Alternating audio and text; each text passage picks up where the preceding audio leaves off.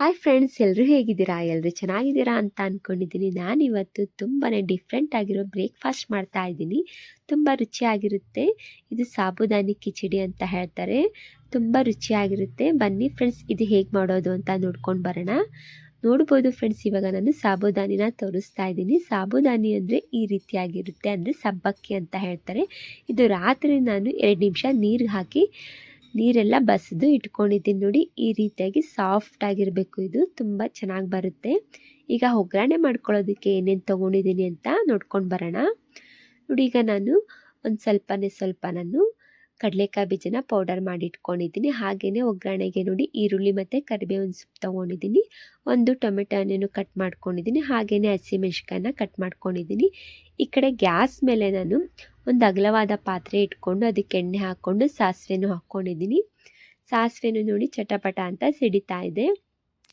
ಇವಾಗ ನಾನು ಇದಕ್ಕೆ ಒಂದು ಸ್ವಲ್ಪ ಕಡಲೆಕಾಯಿ ಬೀಜ ಸೇರಿಸ್ಕೊಂಡು ಫ್ರೈ ಮಾಡ್ಕೊಳ್ತೀನಿ. ಚೆನ್ನಾಗಿರುತ್ತೆ. ಬೇಕಿದ್ರೆ ನೀವು ಕಡಲೆಕಾಯಿ ಬೀಜದ ಜೊತೆಗೆ ಕಡಲೆಬೇಳೆ, ಉದ್ದಿನಬೇಳೆನೂ ನೀವು ಸೇರಿಸ್ಕೊಳ್ಬೋದು, ಇನ್ನೂ ಚೆನ್ನಾಗಿರುತ್ತೆ.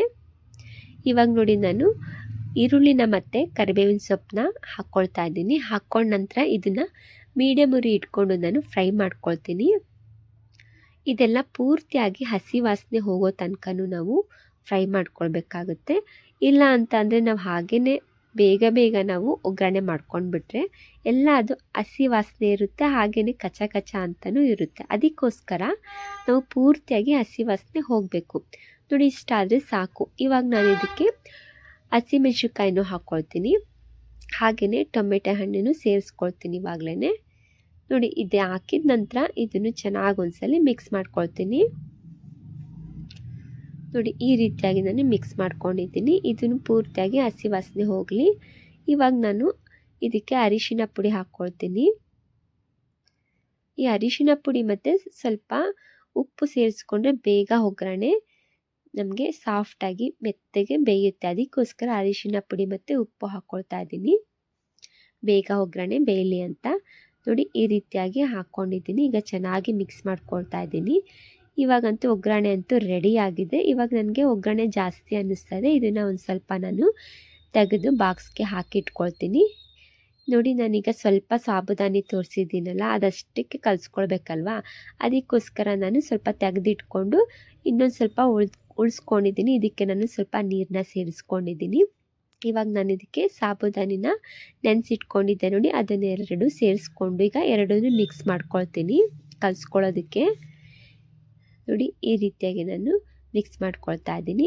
ಪೂರ್ತಿಯಾಗಿ ಒಗ್ಗರಣೆ ಒಳಗೆ ಇದು ಮಿಕ್ಸ್ ಮಾಡ್ಕೊಳ್ಬೇಕು ನಾವು.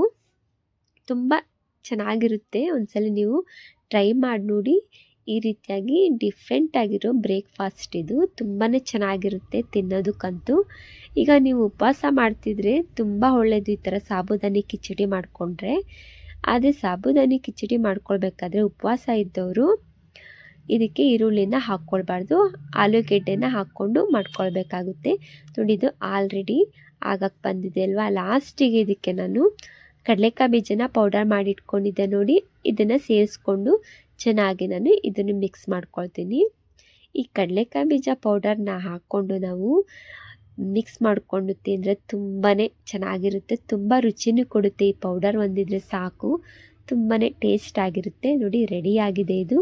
ಈಗ ಲಾಸ್ಟಿಗೆ ನಾನು ಕೊತ್ತಂಬರಿ ಸೊಪ್ಪನ್ನ ಸೇರಿಸ್ಕೊಳ್ತೀನಿ. ಕಟ್ ಮಾಡಿ ಇಟ್ಕೊಂಡಿದ್ದೆ ಚಿಕ್ಕದಾಗಿ. ನೋಡಿ, ಇದನ್ನು ಸೇರಿಸ್ಕೊಂಡ ನಂತರ ಇದನ್ನು ಒಂದ್ಸಲಿ ಚೆನ್ನಾಗಿ ಮಿಕ್ಸ್ ಮಾಡ್ಕೊಳ್ಳೋಣ. ತುಂಬ ರುಚಿಯಾಗಿರುತ್ತೆ. ಒಂದ್ಸಲಿ ಟ್ರೈ ಮಾಡಿ ನೋಡಿ. ನೋಡಿ ಫ್ರೆಂಡ್ಸ್, ಎಷ್ಟು ಚೆನ್ನಾಗಿ ಬಂದಿದೆ ಅಲ್ವಾ. ಈಗ ಒಂದು ಸರ್ವ್ ಮಾಡಿ ತೋರಿಸ್ತೀನಿ. ನೋಡಿದ್ರಲ್ಲ, ಎಷ್ಟು ತುಂಬಾ ಈಸಿಯಾಗಿ ನಾವು ಬ್ರೇಕ್ಫಾಸ್ಟ್ ರೆಸಿಪಿ ಮಾಡ್ಕೊಳ್ಬೋದು. ಒಂದೇ ಥರ ತಿಂತ ಬೇಜಾರಾಗಿದ್ರೆ ಈ ರೀತಿಯಾಗಿ ಒಂದ್ಸಲ ಟ್ರೈ ಮಾಡ್ಕೊಳ್ಬೋದಲ್ವಾ. ತುಂಬ ರುಚಿಯಾಗಿರುತ್ತೆ, ಬೇಗನೂ ಆಗೋಗುತ್ತೆ. ಎಷ್ಟು ಚೆನ್ನಾಗಿ ಬಂದಿದೆ ಅಲ್ವಾ. ನೋಡಿದ್ರಲ್ಲ ಫ್ರೆಂಡ್ಸ್, ಇವತ್ತಿನ ವಿಡಿಯೋದಲ್ಲಿ ಸಾಬುದಾನಿ ಕಿಚಡಿ ಮಾಡಿದ್ದೀನಿ. ನಿಮಗೆ ಈ ವಿಡಿಯೋ ಇಷ್ಟ ಆಗಿದೆ ಅಂತ ಅಂದ್ಕೊಂಡಿದ್ದೀನಿ. ಈ ವಿಡಿಯೋ ನಿಮಗೆ ಇಷ್ಟ ಆದರೆ ಲೈಕ್ ಮಾಡಿ, ಕಮೆಂಟ್ ಮಾಡಿ, ಶೇರ್ ಮಾಡಿ. Thank you for the watching. Bye bye.